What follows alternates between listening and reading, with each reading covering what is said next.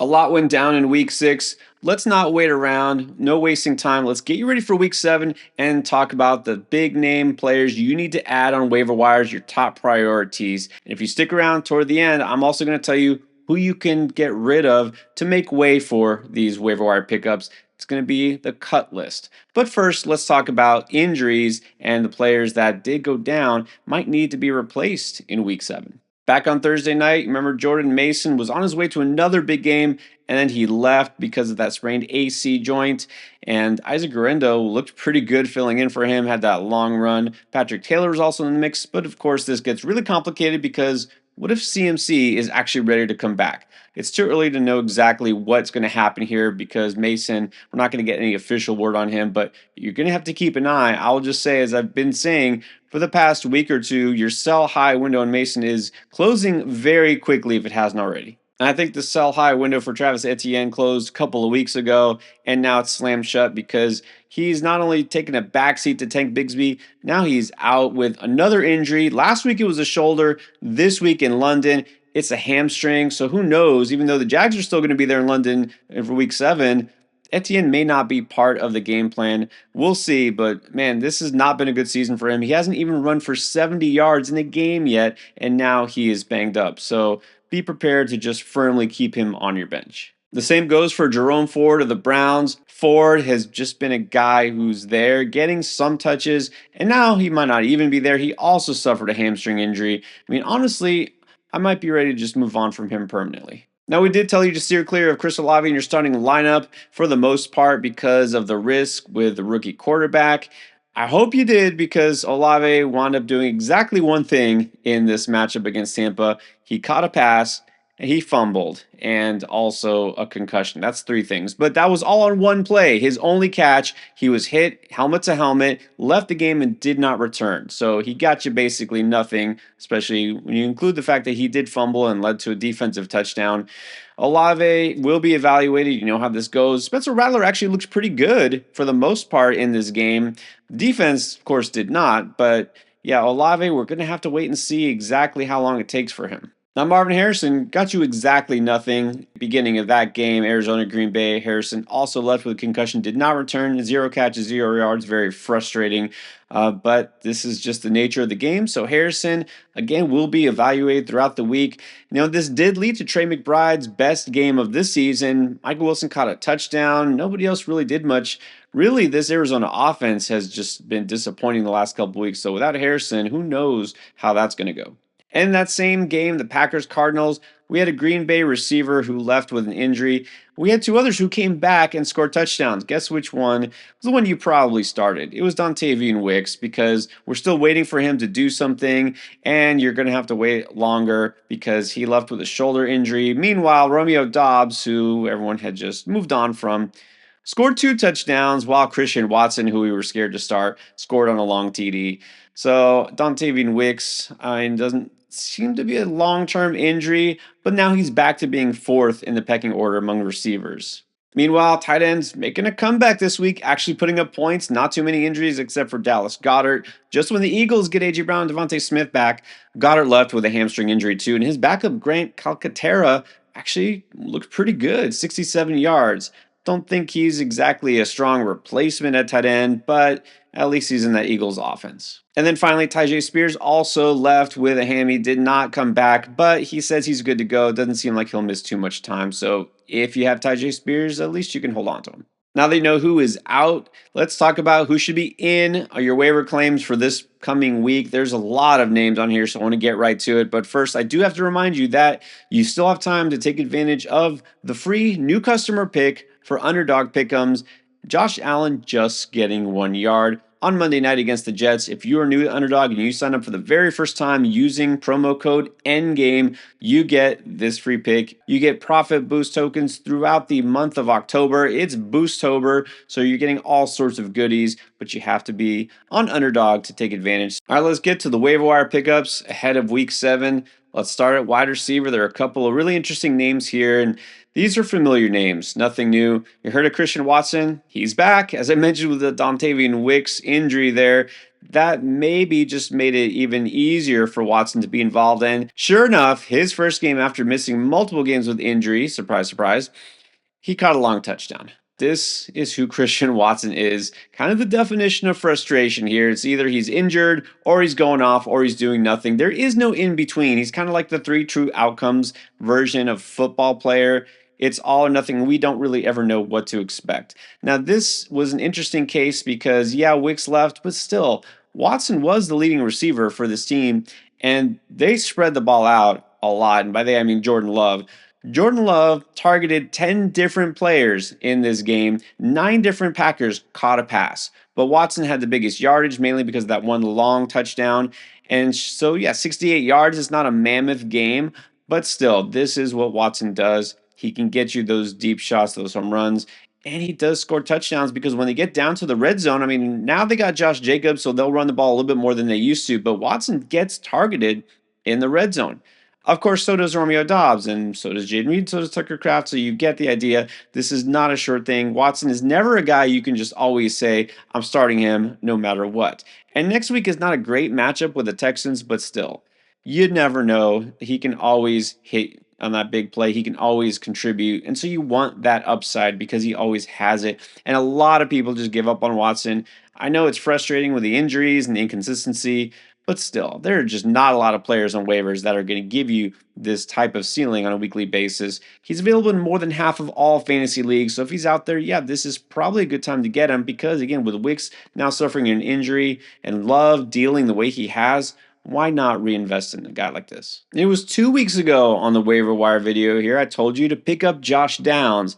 And this week, I'm going to tell you to pick up Josh Downs again because he's still out there in half of fantasy leagues from Yahoo and ESPN, and even in Sleeper, still a third of fantasy leagues have not picked him up for some reason. Now, I get it. Downs is still competing with Michael Pittman, who apparently is not hurt. I guess he's just fine, or at least he's playing through the pain and managed to catch a touchdown. So, okay, Michael Pittman is still there, but Josh Downs has been what some people thought A.D. Mitchell would be. A.D. Mitchell is still at some point probably going to go off and have a big game, but Downs has now been the most consistent and the most targeted. Again, this is the most important part here. The most targeted receiver for 3 straight weeks here in the Colts offense. In week 6, 9 targets, 7 receptions, 66 yards, and a touchdown.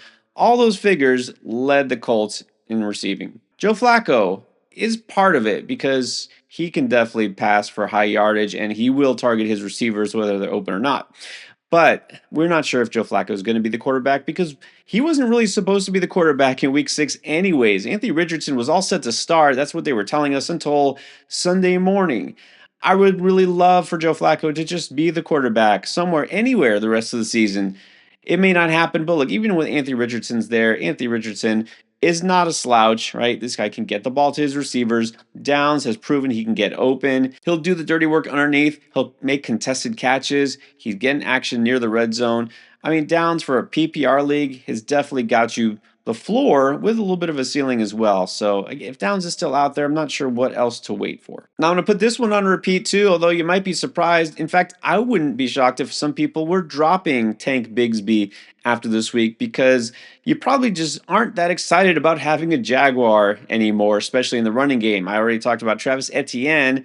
I mean, you should have moved on from him a couple of weeks ago, maybe too late there. What about Tank Bigsby? Do you have to hold him? He didn't really do anything. 7 carries for 24 yards. Jags just look horrible. Only got 1 win under their belt so far this season. Here's the thing. Not only is Travis Etienne hurt, who knows if it's long-term or not, but Tank Bigsby is just clearly better. It wasn't a great week. I get that for the Jags. But next week, they're still going to be in London for whatever that's worth. Doesn't matter. But they get New England, and this is a nice matchup for them. The Patriots are allowing about 5 yards per carry. And so if Etienne is completely out, this could be a good Bigsby week. And on the same token here, the Pats offense, sure, they looked better with Drake Maye, but come on, they're not going to light it up here. They're not going to force the Jags, to come from behind 3 touchdowns like they just were. At least I don't think so. Who knows? Maybe the Jags will surprise us by somehow becoming worse. But still, I think it's going to be a good Tank week. Tank could have the backfield to himself. Tank has been good. Etienne has not. So I'm going to go ahead and take a chance and declare that Bigsby is going to be the RB1 for Jacksonville going forward, regardless of Etienne's health. Now in Tampa, we've been talking about Bucky Irving for weeks and weeks, and you're glad if you had, and you're glad if you started him. Well, where did Sean Tucker come from? Well, I knew he was there, but I honestly didn't care because Sean Tucker looked horrible all last year given any opportunity. Well, this is the guy who led all the NFL in rushing in week 6. We've got to pick him up. It's going to be the Irving and Tucker 1-2 punch here in Tampa. All right, so we're going to pump the brakes here for a couple of reasons. Now, I will just start with this.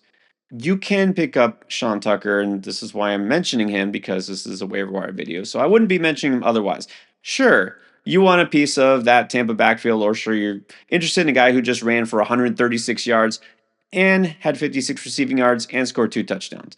But here are a couple of little warnings for you. Number one, Rachaad White is not done for the season, right? He missed this week, and he wasn't even ruled out. He was just doubtful, and he missed. He could come back as soon as next week. Number two, the Bucs scored 50 plus points in this game. They will not do that every single week. And I don't want to take anything away from Tucker because he looked great. Todd Bowles, a man who speaks his mind. He doesn't mess around. He'd been talking to Bucky Irving all preseason, all early part of the season, and now we see Bucky is looking great. He likes Sean Tucker too. He's saying, look, last year is over. This is the version of Sean Tucker we were waiting for. At least he was.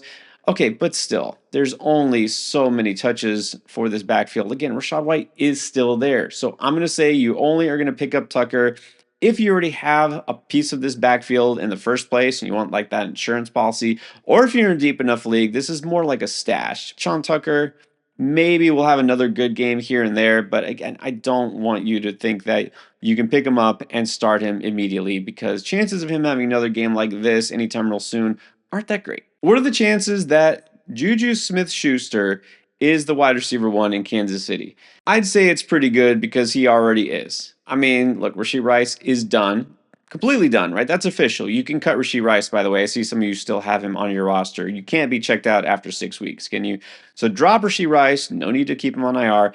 Hollywood Brown, let's not hold out hope. Just drop him too. Xavier Worthy is still there, and it did not matter. He has not seen an increase in targets over any of the last couple of weeks. Since Hollywood was out, since Rice is out, Worthy is what he is. He will get those deep shots, and that is it. He will run only a few vertical routes. He's not somebody who's going to all of a sudden be a target hog.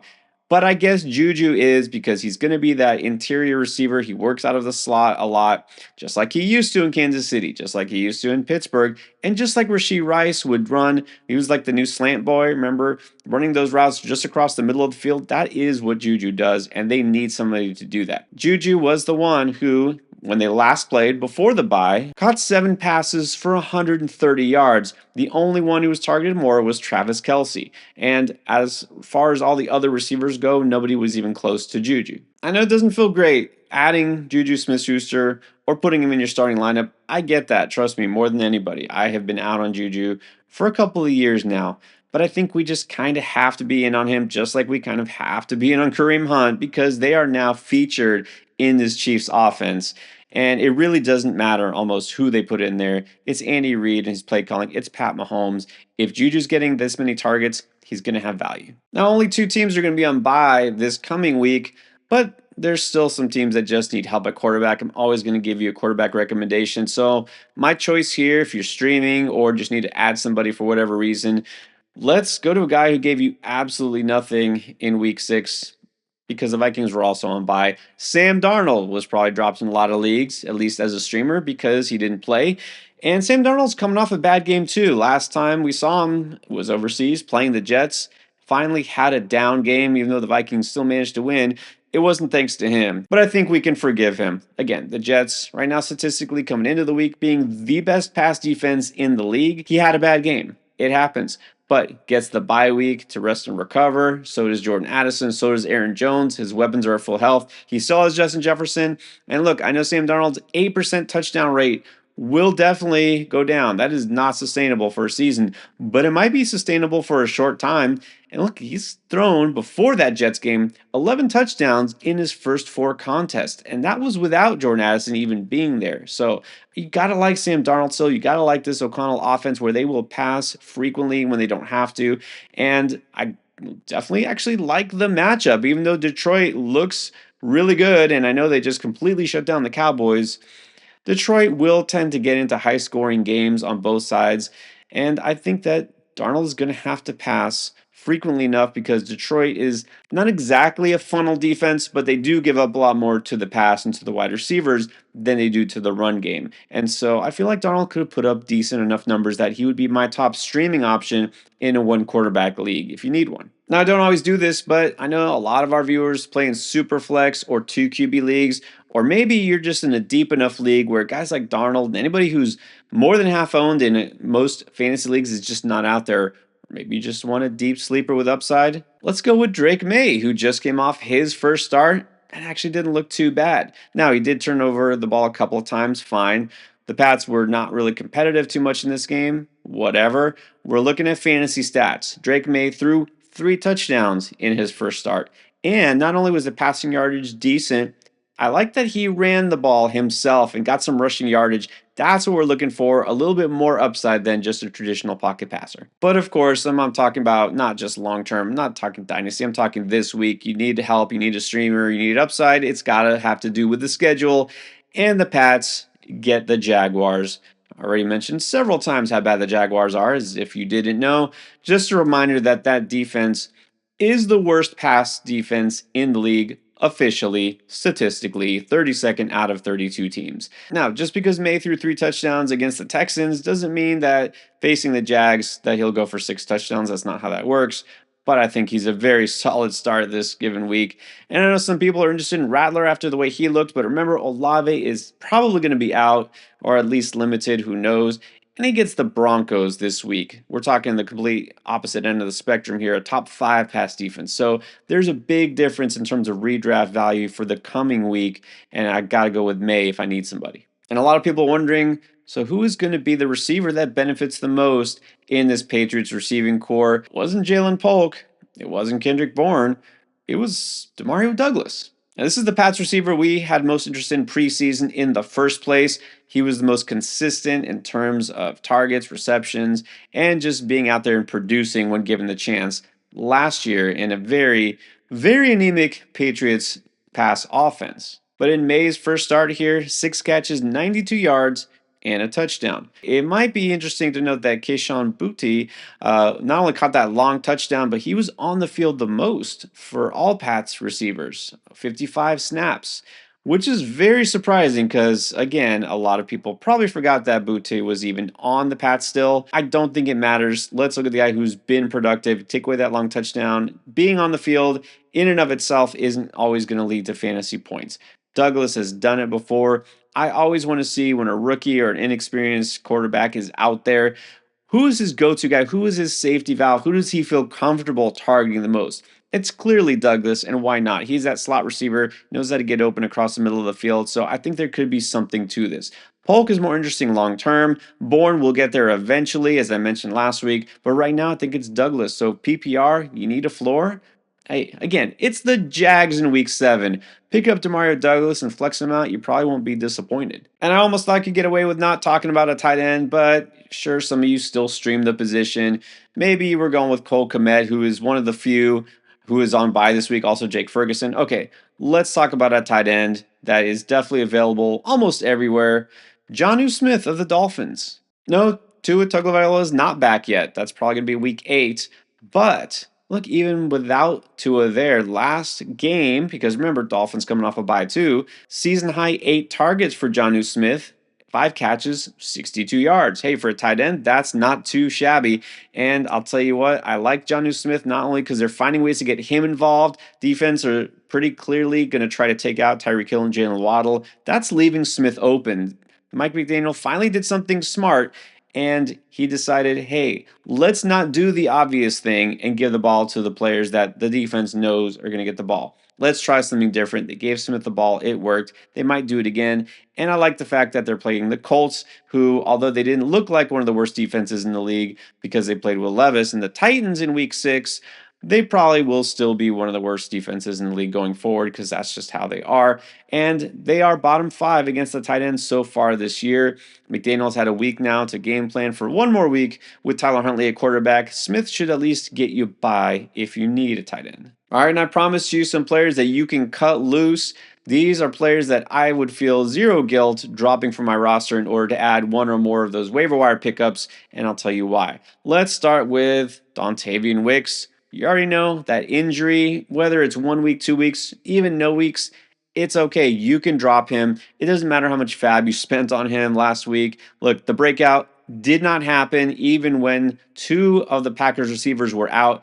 And now they're both back and they scored touchdowns. There's just so many mouths to feed. Even if Wicks is out there and he does get some targets, the upside is just clearly capped here. You don't have to hold on to him just because you picked him up. And that definitely goes for Juwan Jennings. Sure, you may have been one of those, who went overboard on him after that week 3 explosion. But let's look big picture here. 3 catches, 27 yards last week. That's what you're getting out of him most weeks. If you take away that one massive game, the rest of the season, the other 5 contests, and he's been active in all of them, 14 catches for 229 yards. All right, that's not going to get it done. Again, Ayuk's out there, Debo's out there, CMC might be coming back, Kittle is healthy. Jennings is what Jennings was before week 3, and that means he's droppable. And I'd like to say you should get something, anything while you can for Jerome Ford, but it might be too late. If you can't get somebody who's just so desperate at running back, they're willing to trade you anything on the roster for Jerome Ford, it's okay to let him go. Like I said, Chubb is on the way back, and Jerome Ford had really done nothing anyways. I don't even want to pick up Deontay Foreman. If, let's say, Ford is out because he's injured and Chubb isn't ready, I just don't want anything to do with this Browns offense, and neither should you. And as some of our quarterback streamers or super flex players out there, we're rolling with Geno Smith, and for a minute, he was leading the NFL in passing yards, and that minute has gone by, and his 15 minutes of fantasy relevance seem to be over because, man, not only are the Seahawks just massively disappointing in terms of real life these last 2 weeks, really, Geno has not been that great for fantasy. I know the yardage was there, but look at his touchdown interception rate, 6 TDs and 6 INTs. And we're talking 6 TDs passing in 6 games. And sure, Geno did have a couple of big yardage games, including a couple weeks ago against Detroit. That's because they were losing by so much so early that they had to just sit back and pass it. Last week, 52 pass attempts just to barely get over 300 yards. This is not a result of high efficiency. This is a result of their defense being very disappointing and their offense stalling early. You can drop Geno and move on to any other quarterback. And I'll also say at tight end here, you don't have to hold Dalton Schultz. I understand he was valuable last year. Last year is over. Even with Nico out in week 6, Dalton Schultz did nothing worth holding on to. 4 catches for 27 yards. He has not scored a single touchdown all season. It doesn't look like that's going to change anytime soon. He has a total of 18 catches for 143 yards on the season with no touchdowns. That means he's getting you about 5 fantasy points per game in a full PPR league. I mean, surely you can do better. If you just find any random streamer on the waiver wire that catches a touchdown, he's already outscored Schultz. I can only think that he's 70% rostered still in fantasy leagues because of the name value from last year, from this time with the Cowboys. Let's move on from that. Schultz is doing nothing this year. You want to win this week and every week going forward, keep it locked here. We have our week 7 playlist already ready for you to go. We're going to have start, sit, advice, and more. Everything you need to win is going to be right here.